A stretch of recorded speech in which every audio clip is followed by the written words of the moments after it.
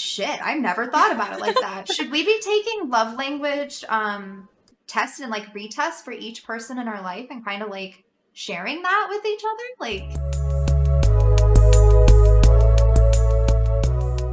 Today we're bringing in episode number 8. The date is February 13th. Happy Valentine's Day, ladies. Today we're chatting about romantic relationships. Joining us are Blaze, Braylon, Dana, and myself, Steph. Jumping right in, what are the things that you guys have identified in your own relationships that just scream green flag? I guess I'll go first. Honestly, my husband, I've come into this relationship with some toxic traits, and one of those things is picking fights for attention. And my husband does not stand for it. He will sit on the couch and he says, okay, when you are ready to not be toxic, I will be here ready to have a conversation. And it makes me stop and reflect and realize that there is a better way to communicate with the person that I am going to probably be spending the rest of my life with. And it kind of helps check myself for future nonsense that I might be bringing to the table. I think one of my biggest green flags when looking for a partner is if they, one, have friends, like good friends. I think that's important. It doesn't have to be a lot, even like 1 or 2. That's fine. But as long as they have some people in their life that, like, basically, I'm not going to be the sole person they're relying on for everything. I think that's a good thing that they have like a support system. And then 2, I forgot what I was going to say, so hopefully it'll come back to me in a moment. Welcome to ADHD. I guess I think one of the things that I look for, or a green flag that I notice, is like very like small details. Like, I don't know, maybe buying me food or something if I'm hungry, or if I'm feeling sick, he will like do stuff for me just to take the burden off of me. That's definitely a green flag. I was also going to say having like hobbies, things that they're interested in that they like work on or do, outside of the relationship. Also open communication as well. I think that's a very good green flag. That's a hard one. I feel like that's not a green flag you see very often. So for the hobbies, would you say that's something that they wouldn't force you into? That's something that they have themselves that they enjoy doing, and you have your hobbies that you enjoy doing? I think when it comes to hobbies and relationships, like you don't need to like get into that hobby with them, like unless you have a desire to. Like if you have a partner that plays D&D and you have no desire to ever play Dungeons and Dragons, that's fine. But what you still need to do is let them talk to you about it, know enough about it and understand it to have a conversation with them about it so that you can share in their excitement and share in their sadness, share in all of those fun things that they enjoy while doing that hobby, but you don't have to do that hobby yourself.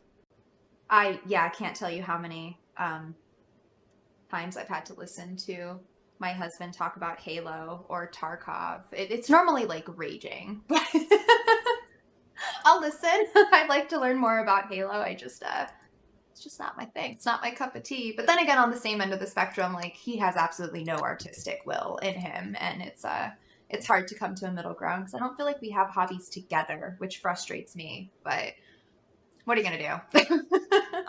I think having hobbies together is something that takes a lot of time and takes a lot of like commitment of the two of you, because you're gonna have to try new things, commit to trying new things together.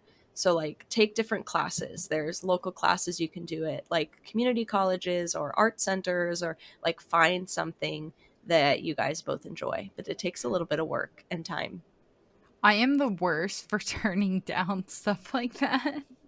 Like I try to be better, but I'm so bad at saying no. So does that mean you find yourself in a lot of situations or activities where you're like, you could really give a fuck less about it, but you're still doing it? See, yes. That drives me nuts. I don't like it when my husband does things just because I like them. I'm not having fun unless he's having fun.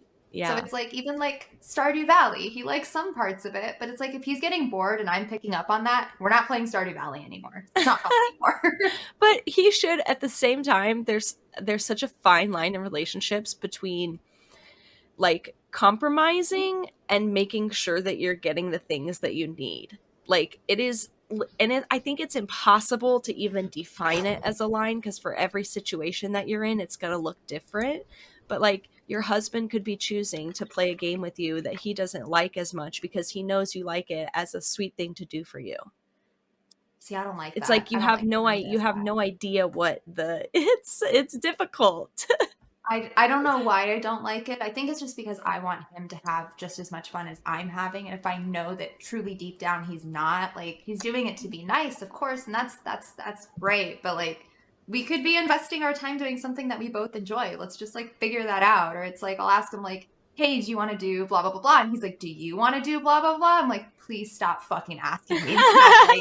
Like, asking you if you want to do it. If you don't, just say no. It's fine. Preface it with, I want to do this. Do you want to join me?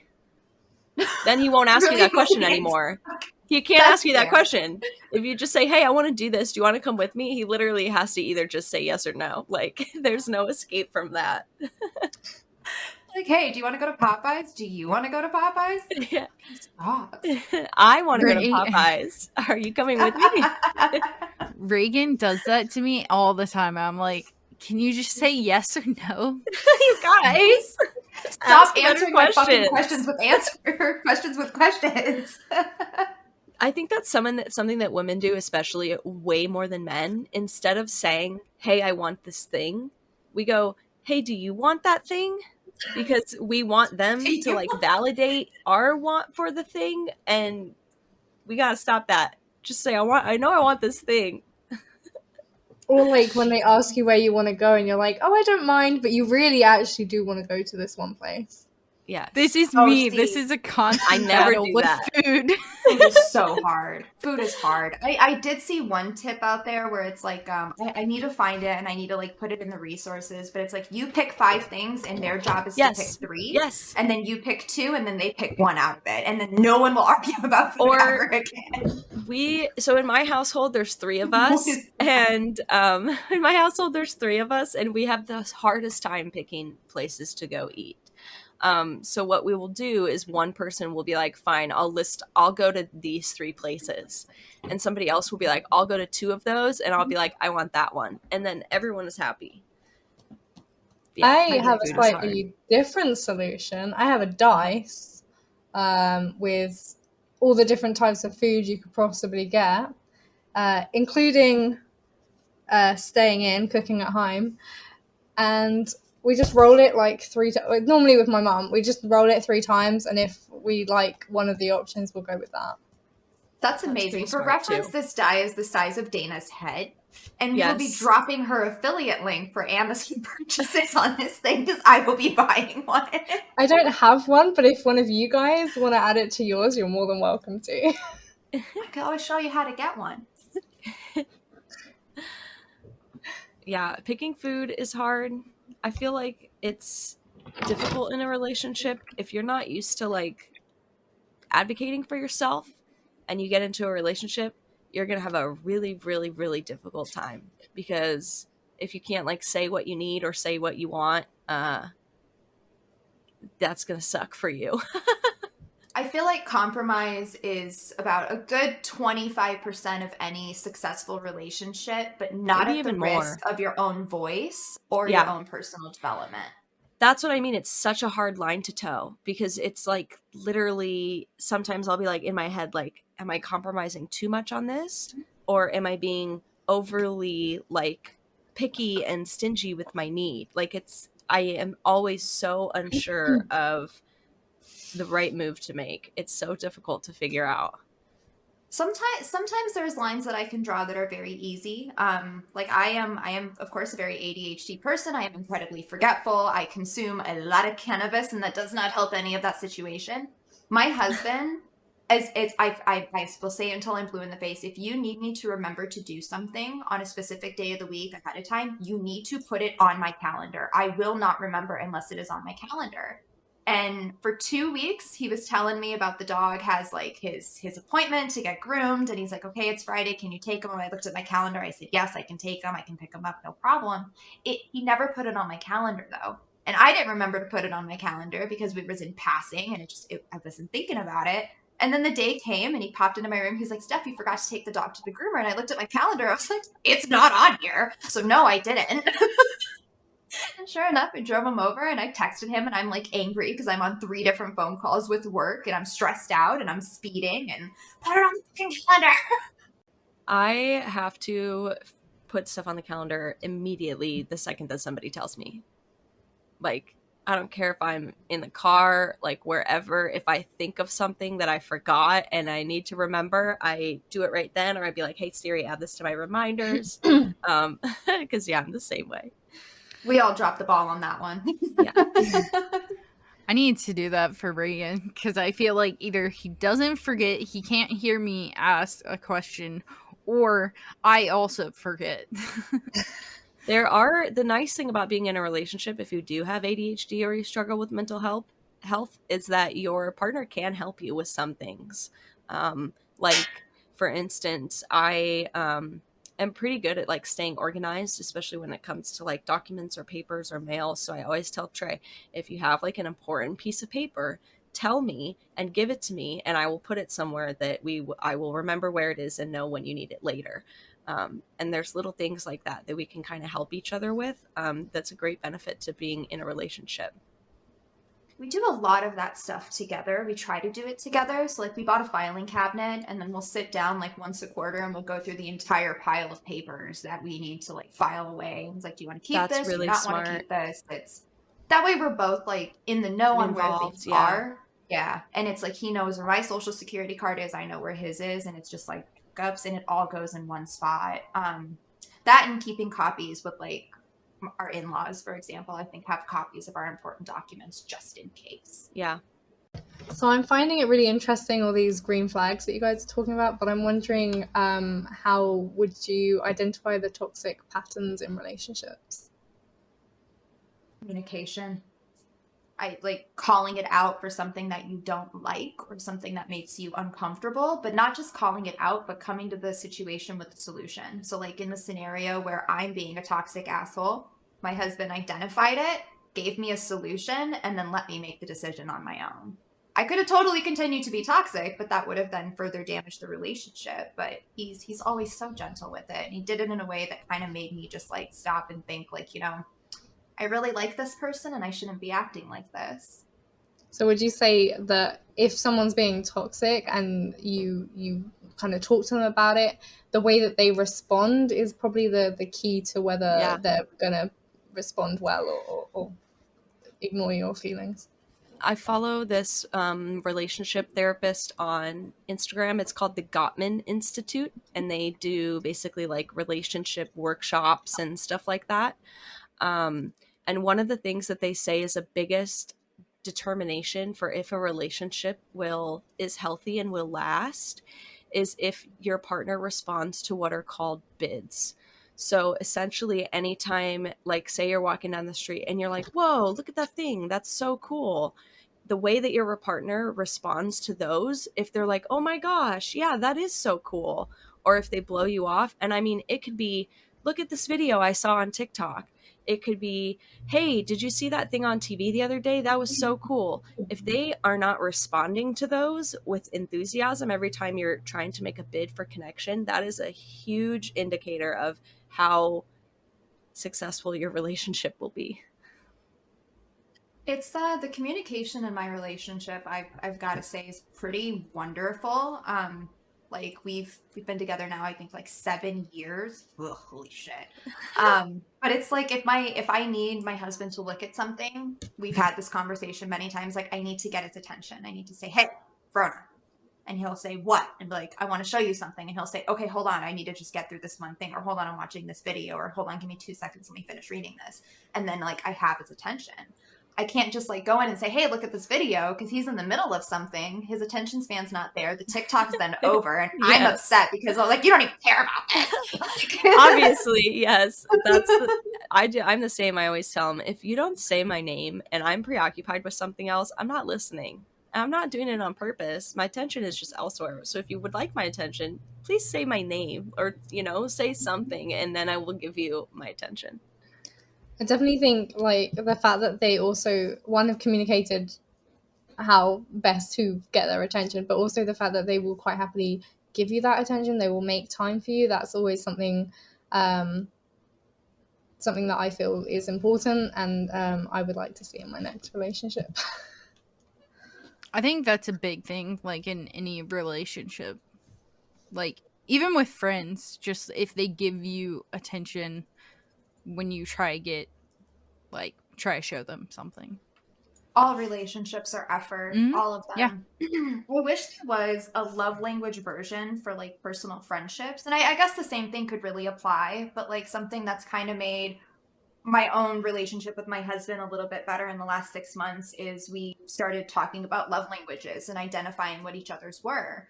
And it's I was cracking up today because even though like I showed my husband the before and after picture of me cleaning the hutch, and he's like, oh my God, honey, you did such a great job. Thank you so much. And I'm like, for someone that doesn't really give a fuck about words of affirmation, that's good. Is that his way of showing? So you like understand that when he tells you something, that's like his way of showing you love? His is physical touch. No, his is physical touch and acts of service. Like neither one of us really give a fuck about words of affirmation. We are very much action people. His is more physical touch than acts of service. Mine is a full blown acts of service. But it's like I tear up, and I'm just like super hormonal and emotional anyway this week because of the Shark Week. With like the dog looks at me the cute way, and I'm like I'm bawling my eyes out. It's disgusting, and I wish I could stop it. But it's communicating those things are like, oh my God, that looks great. Or even like if he's playing a video game and he like claps some kids and like, bruh, GG, good job. Yeah. Supporting each other. Encouragement. Yeah. Being excited for your partner is so important. Like sharing their wins and sharing their losses. I also have this feeling that like most people who have ADHD are also like really love acts of service. Like even if it's not your main love language, I think that we appreciate that so much more because it seems like everyone I know with ADHD always has like 1,000 things on their plate. So if you can take one of those things off that plate for them, I feel like every neurodivergent person is just like, you did something for me, like yay. Thank you. Thank you. I wonder if anyone has like 2 or 3 of the love languages that are just like dead even in percentage. Mine were really close. So were mine. 3 of them were very close. So what were yours, if you guys don't? Acts of service was my number 1, and then I think it was words, and then I forget what the third was. I'd have to. For me, I have like, because I understand all of the love languages now, I pretty much will accept like any of them because I'm like, it's a way of showing love. So what if it's not the main one you do all the time? All 5 of those things are still ways of showing love, even if it's not the one that you want most. So I like understand that, and then I'm like, oh yeah, I'll take them all. Like I understand that all of them are ways of showing people that you love them. So mine definitely adapts depending on the person. Like Reagan, it's different. It's not the same for everyone. I haven't thought about it like that, actually. I kind of just I never thought about it like that. Should we be taking love language tests and like retests for each person in our life and kind of like sharing that with each other? Like that's interesting. I guess I never really thought of it that way. I thought like acts of service would have just been like my de facto love language for everybody. You also usually have different ones for giving and receiving. Oh. Most people do. The ones that you give are not always the same that you would like to receive. Sometimes they are, but mine are very different, giving and receiving. Yeah. So now that I'm looking at mine was 33% acts of service, 27% quality time, and 23% words. So those are really close. yeah. Interesting. I gotta pull up mine too now. My top one was actually gifts, and then acts of service and words of affirmation. But like with my husband, for receiving, like I want touch. That's like the biggest thing for me. But I'm not really like that with anybody else. Yeah, no, don't touch me. I'm not a touchy person, especially after COVID. Like even like touch an elbow, I was like, I don't have to. We could just wave. Mine for personal touch was literally 0%. That's Like, so literally. crazy. I will say though, Trey is also a Taurus and he hates touching. Really? Yeah, mine's 30% acts of service, 27% quality time. Man, I love just hanging out with that man. I just like you don't even have to like be looking at me. I just want to be playing like my game. You can do your thing. Just like being in the same room. I love it. Parallel Physical play. touch 23. Parallel play. Yes, exactly. Words of affirmation and receiving gifts both got 10%. I love receiving gifts. I just don't give a fuck if my husband gives me stuff. Like, okay, I'm an adult. I I have can a buy it theory, myself. Steph, though. I think that one of your giving is gifts. I do like doing because stuff you for are people. always given presents. Like you'll be like, oh, just take this. Oh, here, this is for you. Like you got me really nice birthday presents. Like I definitely have a feeling that one of your giving is gifts. Maybe not with your husband, but maybe with your friends. And you also asked us about buying gifts for everyone in the office, and all of us were like, we don't fucking buy gifts for people at work. And you were like, what? Shit, is that like a thing? People do that? I haven't been in an office in like 2 years, so it's like I don't know what the etiquette is anymore. I didn't even like the people in my last job. Oh. I'm kidding. Yeah. A lot of them were wonderful. There was a few though where I'm like, nah, I'm out. Yeah, my biggest love language is words of affirmation at 33%, which isn't really a big shock for anybody who actually knows me. Then quality time 27% and receiving gifts 23%.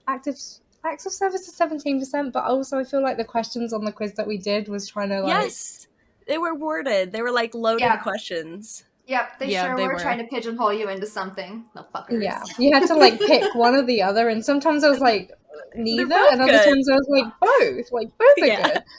Yeah, so, like, I had that problem. I feel like Emma that's how I doesn't got wanna 0% physical touch, because I was like, well, I prefer this words of affirmation over the physical touch, but like, so now I'm like 0%. I'm like, no one ever touched me again in my whole life. They were like, would you rather hold your partner's hand or have your partner tell you that they're proud of you? Like, gee, I wonder which one of those I would rather have. Like, yeah, I wish there was a quiz for the opposite, like what you prefer doing. Like, would you rather hold your partner's hand or give them words of affirmation to let them know how do you tell your partner how you love them? Do you know what I mean? Like, that would be a great quiz. I think that's a wonderful idea. I bet there's something out there. I bet. There probably are better quizzes. Yeah, to be fair, I didn't find a great one for you guys. I also love the there's a trend on TikTok going around right now with like the neurodivergent love languages. So this girl came up with I think like 3 of them. So that is, one of them is parallel play, which is doing separate activities but when you're with company, like in the same room or sitting on the couch together, but you're not engaging in something together. The other one I think is called penguin pebbling, which is like sending somebody things that made you think of them. So it could be like you go to the gas station and you bring them a chocolate bar, or it's like I sent you a meme, I sent you a TikTok, I sent you a new song that I listened to that I thought that you would like. What is the last one? I have forgotten. I will remember though. But I thought that was interesting because there are more than just those 5 ways to love somebody than the 5 OG love languages. I had no idea that there was a neurodivergent version of it. It's not official or anything. It's just a girl on TikTok was like, hey, I thought of these and I thought that they fit pretty well and they're things that I do with my partner. The last one was info dumping. So either like allowing somebody to info dump on you and like being really engaged and asking them questions, or info dumping on somebody else and them being very engaged with you and asking you questions and stuff. That's awesome. I popped that into Google and I found 5 of them. Like an article with 5. Is it Neuro Wonderful, like Amethyst? So there's info dumping, parallel play, support swapping, Oh, Please yeah. crush my soul back into my body. I found this cool rock button, leaf, etc., and thought you would like it. Yeah. I dropped the link here in our document so we can post that in resources. I gotta look through this. Yeah, I thought they were so funny. And I just thought they were great. I have a really hard time with info dumping because if I'm not super into the topic, I will lose focus immediately. I have a cousin who info dumps on you like crazy, but he's a physicist. Like he is yes. So what we tell him every time he starts like going, and in like literally a matter of 5 seconds, we are all lost. And he just has no idea. He's so passionate. He just wants to talk about his job and stuff and space and everything. So we always have to stop him, and we'll have to tell him, tell us like we're 5. And he'll start into a thing and we're like, no. Like actually like we're 5. Like if you want to info dump this on us, you have to make it so we can understand it in super layman's terms.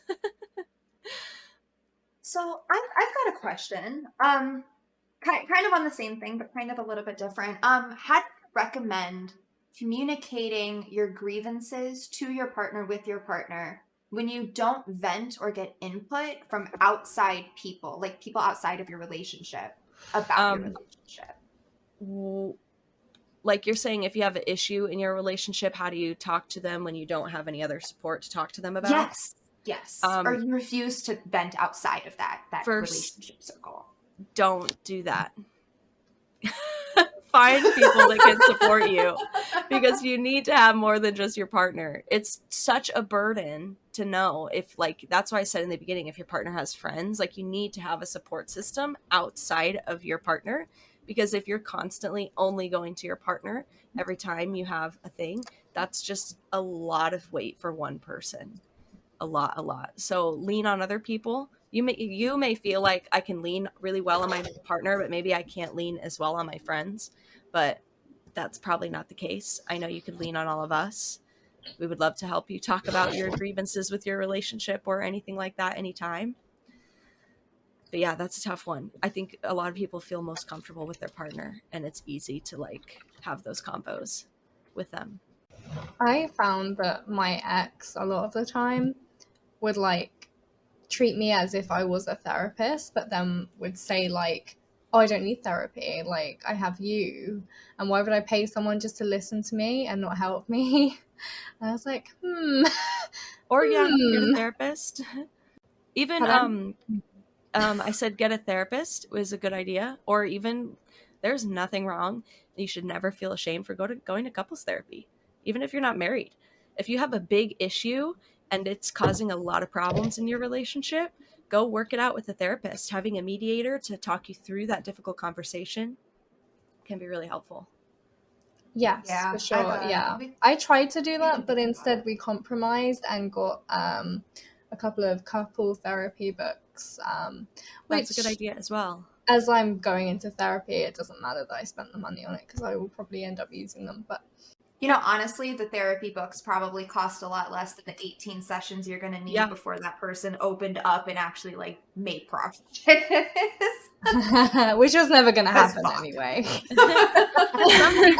Some people are unable to do that no matter how much therapy. But from the women in my life's experience, if you do go to couples therapy with somebody who is unwilling to change and not showing any progress, your therapist will sit you down alone and tell you, look, this person is not going to change. They are not going to make progress. And I recommend you end the relationship. Like, they will do that. I've had multiple women in my family that has happened to when they go to the couples therapy. So yeah, I think that's possibly what he was scared of, because he wouldn't let me talk about him at all in my therapy sessions. Yeah. Yep. That's a huge red flag too. Control in any aspect like that. Like if they tell you what to talk about in therapy, your journey is your own, and your partner can recommend things for you kindly to work on. If they notice patterns or habits, that is fine. Your partner is able to do that. In fact, they should be doing that. But to tell you what to talk about in therapy, no way. That's insanity. That's insanity. Mm-hmm. Here's the door. Get the fuck out. Yeah, but sometimes when you're in the throes of that relationship, you don't notice things like that, and you don't Oh, think anything of 100%. it. Yeah. 100%. I have been in my fair share, and something that I heard a really long time ago that kind of resonated with me and helped me make a massive change in my life was don't commit to a bad decision just because you spent a lot of time making it. It doesn't matter if you've been in this relationship for 5 years. If this is draining your mental health and you are not happy, there is a light on the other side. Change is Mm-hmm. going to be hard, and breaking away from that relationship and the routine and the pattern that you've established is going to be fucking hard. Like, if your relationship is not bringing you more value than it's taking from you, like, get rid of it. It's Oh, it was such a hard band-aid to rip off with so many relationships. Like when I was a kid, it took a guy stomping on me with shoes on before I got out of a relationship, an abusive relationship. Never do that again. That Good. that something clicked in my brain. I'm like, bitch, no, are you fucking stupid? You're gonna die. You're gonna It's fucking die. it's the lost cost fallacy, where you think just because you've invested a lot of time and energy into something doesn't mean that like you can't give it up. Yeah, I was literally, before Steph said, I was just thinking exactly the same thing. Don't let the fact that you've been in a relationship for 2 years and, oh, but I'm going to waste all that time that I've been in that relationship. No, learn from that, move on. Like, do not. I remember like trying to break up with my ex and him constantly saying like, don't throw away these 2 years. Like, what? So you're going to have another 2 years of being unhappy? Like, why? Like, why would you do that to yourself? Like, it's not worth it. It's probably not going to get any better, and you just want to get out now. This is exactly what I told my best friend the other weekend when she was talking to me about her significant other. I basically told her, I was like, yes, it'll be hard, but if you're not happy and you're continuing to not be happy, you need to get out. Just rip that band-aid off. What if Yeah. it all falls apart? But what if it doesn't? I love asking what if positive questions. People only ever ask the what if negatives, and I'm always like, what if it goes the other way? Do you ever ponder Yeah. what if it goes amazing? You know, my favorite red flag in a relationship that a partner could ever tell you, you'll never find anyone like me. Oof, Bruh, get out. that's Get the out. point. Yeah. I I'm not certainly fucking trying hope to. not. See, my biggest red flag from my relationship, and there's a lot, as you guys know, would probably be the fact that my ex was trying to turn me into somebody I wasn't, to the point that I honestly, like, said to him once, I was like, why don't you find somebody else like this? Because you're trying to change me into somebody I'm not. Like, it's ridiculous. This is one of the biggest things for me when watching people in relationships. Like, if I see someone else who's constantly talking about how they don't like something their partner is doing or stuff like that, I'm like, then why are you still with them? If you're trying to change them, what's the point? I do think if like you're in a good relationship, you can bring those things up to your partner and say like, hey, this is an issue for me. Like if it goes against your needs or something like that, if your needs are being met, to say, hey, this is the issue and here's the solution I'm presenting, and like give them a chance to meet those needs. But yeah, if they don't, if nothing changes later. Well, I also think like when you're in a relationship, you should be able to live with their flaws. So like Yeah, if I you mean, can't live with their flaws, then that's a red flag. I agree. Like to an extent, I still to can't an do the extent, chewing. yes. I can't hear you chewing. I can't. Everyone is going to have non-negotiable like things that they absolutely will not tolerate in a partner, but every partner that you have is going to have problems and things that annoy you, and you have Yeah. to decide if those things are worth tolerating for you. But also something I think is great to ask yourself if you are in a relationship is, if this person were to not change at all in the next 10 years, would I still want to be with them? Because if you are with somebody and you are expecting them to change and you have this idealized version of them, that is a super harmful place to be, because they may not ever change. Like yes, people can grow and people can become better, but there's a chance that that is not the lifestyle that they want and that they will never change. That's basically what I was trying to get at. Like, you can present the idea of what you want them to do, but you also need to live with the fact that what if they keep doing this? And it also Also, has to be within reason. Like, you couldn't ask me to like not ever forget anything at the grocery store again. Like, I try my best and that's all that I can do. And I'm gonna mess up sometimes. And if that is the end all be all for you, then I shouldn't be with you. Yeah, no, if Exactly. that's a non-negotiable, I'm sorry, that cannot be a non-negotiable. That is not something you can rely on me for. I have definitely talked to a lot of young people going through relationships, and especially on Twitter. Like there was a woman just recently, partnered Twitch streamer, and her boyfriend told her either you quit Twitch streaming or I'm breaking up with you. And I'm so glad that everybody in the comments under that was like, "Hey, bestie, this is really toxic behavior, and we really want you to think about this." But she's in a situation where she's financially stuck. She can't afford to live on her own. They're splitting rent. She doesn't have a support system outside of it. He's cut her off from all of her friends. She doesn't live close to her family. They live several states away. Like she would be uprooting her entire life to get out of that relationship. So she made the compromise and she's like, "Hey guys, I guess I'm just going to quit Twitch streaming." And everyone's like, "Please don't do that. This is something that brings you joy and income and livelihood and positivity and friendship and support systems. Like that is a bad move." Identifying those very dangerous red flags early on and sticking to your guns on it is so important for making sure that you're maintaining the positive, healthy relationships that are going to bring you self growth. So it's like if they're trying to cut you off from your friends, if they're like, "Don't ever talk to people about me or mention anything negative," like these are important support systems. These are important things that you need to have in your life to like maintain normalcy.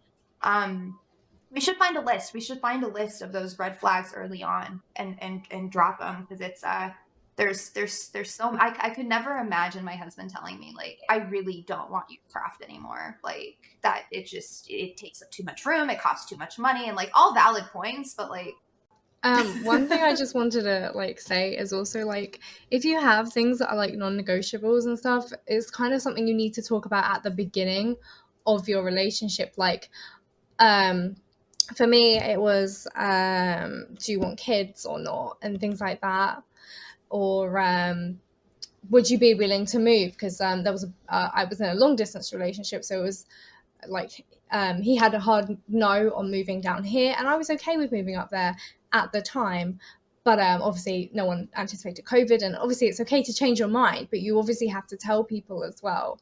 Like you have to tell your partner if you change your mind on something that you've already negotiated at the beginning. So while like you should talk about it at the beginning of a relationship, I also want to like stress like it's okay if you end up changing your mind. Like it doesn't make you a bad person. Completely. Even something like it's important that we spend time with my family. Like there are things like that that you should be talking about because we have all of these hidden expectations of what we expect our partner to do, and everybody sucks at telling people those.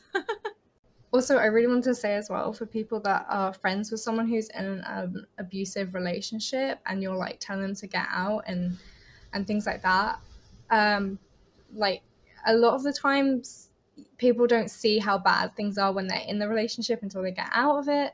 And also like a lot of the times they are hearing you, they are also actively working on trying to get out. I remember like my friends telling me to get out of my relationship, and I had tried like so many times to get out of it, and the last time that I tried ended up being the right one, and it still traumatizes me to this day even thinking about it in any kind of like I've forgotten the word.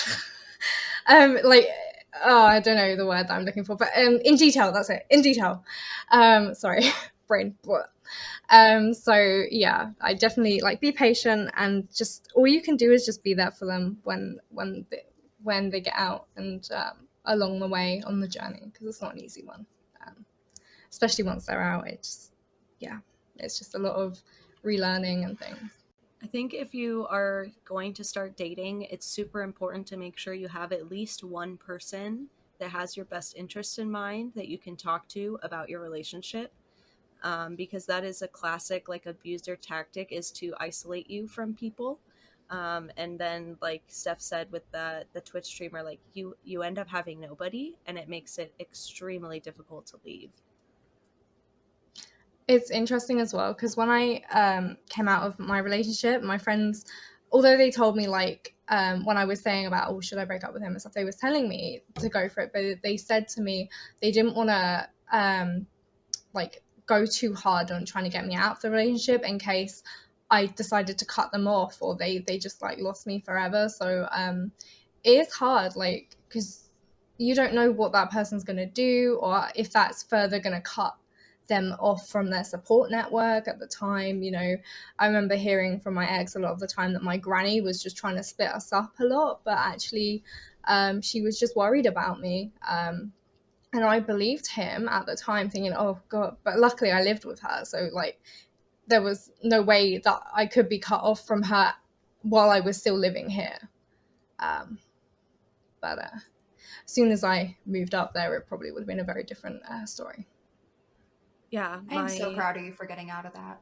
Same. Just beyond proud. Like the growth that you've had in the short time that I've known you, I am just all fucking hearts, all of them. Thank you. It's hard too, because abusers are usually really great with your family and your friends. They're charming, they're kind, they put up this whole persona. My sister was in an abusive relationship for like 6 years, and none of us knew what was going on behind closed doors. But what we did know that we didn't tell her is that we all hated her.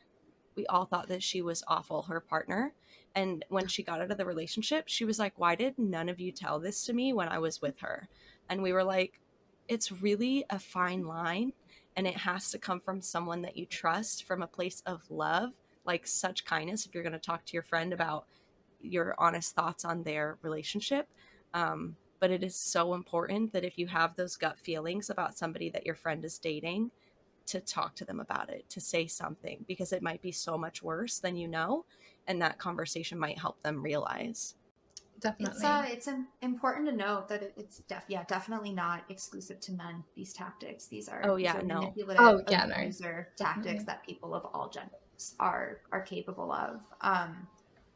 How would you handle that situation moving forward, Braylon? Would it be like an intervention type deal? It's kind of. We just have a rule in our family now that if anybody gets bad juju or like dislikes a partner for any reason, that we like openly talk about it really kindly without like attacking the other person, but more so saying like, I've noticed some patterns or behaviors that I don't like, and make it focused on them. Like, this is about you being treated good and you being happy. And I noticed that maybe you're not being treated the best. And I think you just have to approach it with lots of love. But setting up a rule in your own family or in your own friend circles where you say, hey, look, I am open to criticism of my partner. If you notice anything, please tell me. If you think something is weird or off, or you notice a behavior, like, I would like you to tell me. So it's kind of setting that up beforehand with the people in your life, your support system, can be helpful. I found it really interesting when I came out of my relationship that a lot of the stuff that I thought was normal, people were like reacting like it was like really bad. And it was just like every day for me. It was just like a normal thing, because like, especially with mental, emotional, verbal abuse, it's very slow. I mean, the same with physical abuse, but I don't have as much knowledge on that one. But definitely with the verbal, mental, emotional abuse, it starts off very slowly, and then when it gets to a lot of bigger stuff, you don't even realize, because it's just something you deal with every day, and it's normally something that's made you feel like it's your fault for causing in the first place. So definitely, it's hard sometimes to tell that it is as bad as it is. You just think like, oh, every couple argues, or everyone has their rough patches, but like there's rough patches, and then there's like abuse. And definitely I feel like you should have one or two friends that you can be honest with and talk to about relationships, so that if you don't see the red flags, at least someone else can see them for you. I mean, it took talking to my therapist, who was like, oh, you never talked about your boyfriend. I was like, oh yeah. And then I ended up talking about him when we broke up, and she was like, oh, that's a coercive relationship, like that was abusive. And like I was like, no, like that's just normal, like that's, and it's not.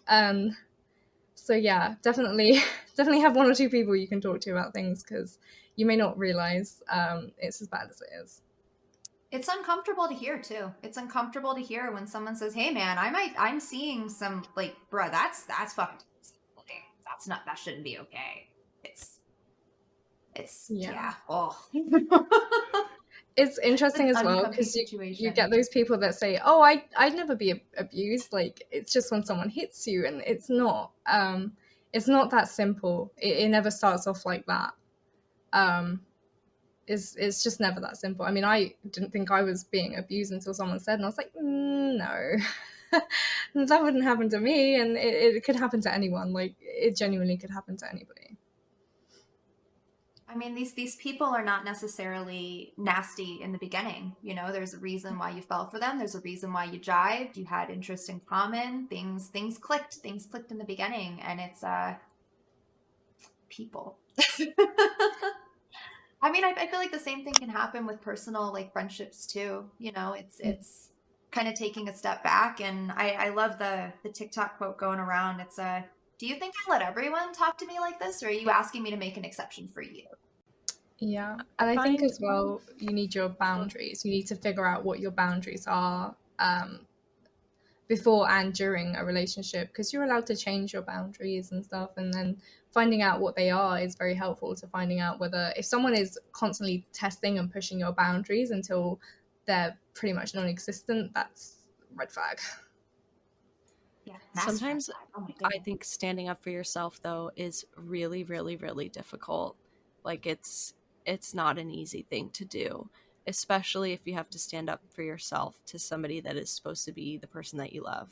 Yeah, I remember trying to stand up for myself and being shouted at and told to never talk to him in that way ever again, even though he had spoken to me in that way. And then after the argument, like the next day or something, I remember him saying, "You need to stand up for yourself more in our arguments. Like you need to advocate for yourself." And I was like, "But that makes you angrier. Like that makes you like shout down the phone at me until like I cry. Like I don't want to do that anymore." I really wish it was socially acceptable, at least at some point. There's got to be a line that someone crosses where throat punching is acceptable. I just, some of the shit that I hear people like putting other people through, I'm like, bruh. There's a Pussifer song out there. You speak like someone that's never been smacked in the fucking mouth.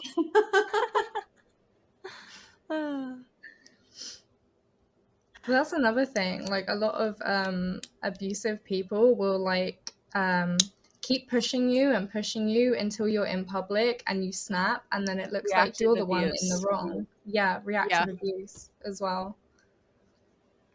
They push you to the point where you feel like you're crazy, and then you act crazy, and then they're like, "What is wrong with you? What is going on? You're crazy."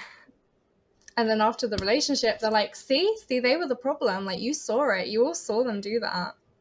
That is a red flag. If you go on a date with somebody and they talk about their exes in a negative way, run.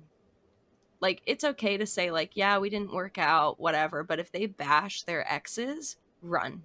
Like, immediate red flag. Yes. First date. All of like, them? Yeah. Immediately. Like every single one of the exes is like a crazy ex. Is the ex crazy? What's the common denominator or there? You crazy. Yeah. Yes.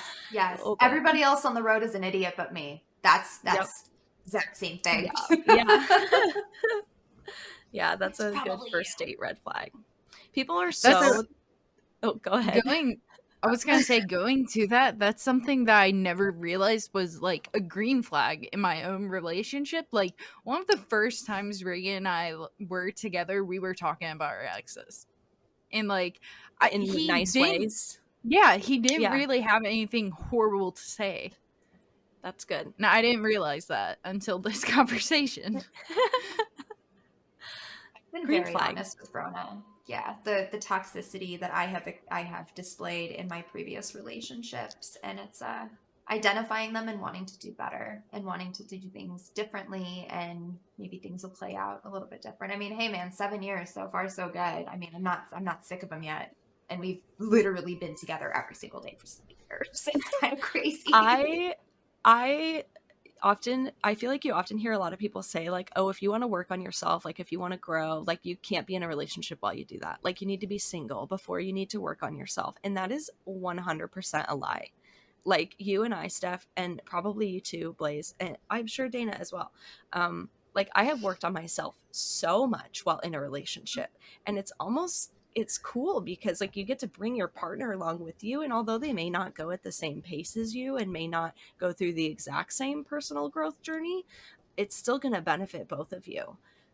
I find that like in relationships, if you want somebody to do something, change a behavior, the best thing to do is to model it yourself. And by doing that, it will make them want to engage in that with you as well. That's like always my rule of thumb. Like if I want my partner to do something, am I even doing that? Like am I even at that level in doing that thing? Like I should get myself there first, and then I can talk to them about it. Also, like they can help you with your growth as well. Like if they recognize certain things, like Steph was saying, noticing like actually that's toxic what you're doing, come talk to me when you've calmed down or whatever. That's really helpful because sometimes you can't identify it yourself. Like it's really Relationships can be important huge to grow. teachers. Oh, yeah. Yeah. My initial gut Also with reaction when he friendships first you told can me do that too. Yeah, I was like, no, I'm not. I'm not being toxic. But I was like, maybe I am being toxic. Maybe Am this I is the not villain? okay. I Am don't I think the I'm the villain? Am I villain. the problem? It's awesome. I love growing as a person with him. It's he's I helped think me. it's Like so fun. it is. I struggle with like simple household stuff, and we were talking the other day. He's like, Steph, you used to be like on it. I loved it when we first got together. I'm like, it was because I had my own house, and I'll be damned if like this guy that I've known for 2 weeks is gonna like do his laundry. Like, no, I got this. Just throw it all in at one time. I like the way that I have a system for it. And then as the years kind of progressed, like I kind of fell off that wagon and I got back into my old habits, and now it's really difficult. So now we work it out. He'll pop in on the day that I'm working from home. He's like, hey, you want to throw in like a load of laundry and get it done in 2 hours so that you can relax this week? And I'm like, thank you so much. Yes, it's so fucking helpful. He hears me when I have issues with things, and he helps me come up with ways that we can combat it so I'm not pissed off all the time. It's amazing. Green flag. My green flag. Green flag. My husband and I are like actual exact opposites. Like pretty much in every way. Like we have a lot of the similar hobbies and stuff, but when it comes to everything else, we are on opposite ends of the spectrum. But I love it because my weaknesses are his strengths and his weaknesses are my strengths. I cannot do government forms or anything detailed to save my life. I start reading something online that's a form that I have to fill out, my brain just goes, he is fantastic at it. He can do our taxes. He helped me with unemployment over the pandemic. Like he can handle all that stuff. He doesn't want to make phone calls, doesn't want to make doctor's appointments. I don't give a shit at all. I'll call anybody. I make all the appointments for us. If I need to call the insurance person, it's me that's calling. So it's like people always say like, oh, you shouldn't date someone that's opposite of you, or like find someone that has your same interests. But it's so good in a partnership if your strengths and weaknesses are opposite, because then you can help each other so much. Because things that are hard for them are easy for me, and vice versa. The hard stuff for me is easy for him. It's great. I love that. I feel like it could be so boring if your partner has like the exact same personality as you. It's like dating yourself. Plus, Same. I feel like it's good for self-growth because the amount that you're going to trigger each other is going to be crazy, because everything that bothers you about yourself, if they also do, it's going to drive you mad. But that would be a great learning experience of figuring out what all your triggers are and working on them. Oh, I also remembered another red flag. If your partner, probably a male partner, has an issue with every single female person in your family, red flag, like 100% red flag. Yes. Like if they don't like your mom or your sisters and stuff like that. Yeah, or if you have someone in your family who's a woman and is like a strong like female woman, and they instantly don't like them, red flag. I feel like there has to be a really damn good reason for you not to like blood relation that you're close with. There has to be a damn good reason. Oh yeah, like if your partner doesn't like someone in your family, there has to, Yeah. that's kind of a red flag in and of itself. Like I understand if you don't want to like be their best friends, whatever, but if they like actually have a dislike for someone in your family and that person never did anything intentionally to like hurt them, yeah. Also, Also like your they can friends. get like annoyed. Like people can, like your family can annoy them, but like to like genuinely dislike them. Also, like introduce your partner to your friends early on. Go have a group hangout with your new partner and your friends, and ask your friends after, what did you think of them? If your friends, like, they're gonna be honest with you, and if your friends all say like, ugh, I don't really like them, run. Your friends know you and they know what is best for you, if they're good friends. It's so funny because like looking back through and like remembering what you were saying, it's a green flag if your partner has friends. When I met my husband, I don't really have many friends. So I just ended up hanging out with all of his friends, and all of his friends are now my friends, and I go just to hang out with his friends because they're my friends now too. You have friends now, though. Yeah, we're your friends. Now, though. It's no, and he does stuff with me. He promised me when we moved to Arizona that he would help me make friends by being friends with like find couple friends, right? So it's I'll be damned. I am planning game night, and we are all going to do game night, and it's gonna be fun. I don't care if it's on the internet. I mean, shit, you gotta meet some friends that I want to be friends with. Like you actually have to try. Like you have to try, bro. You have to try to make new friends. No, he's very lucky. He's had the same friend since he was like a kid. So it's a very positive, healthy relationships with other dudes, and it's he's happy where he's at. So I don't want to put too much pressure on it, but I'm like, come on, man, you got to broaden your horizon just a little bit. That's me though. All my friends I've had since I was like a kid. That's my husband too. And now we're all in other relate. states, so it's really hard. Meeting other couples is difficult.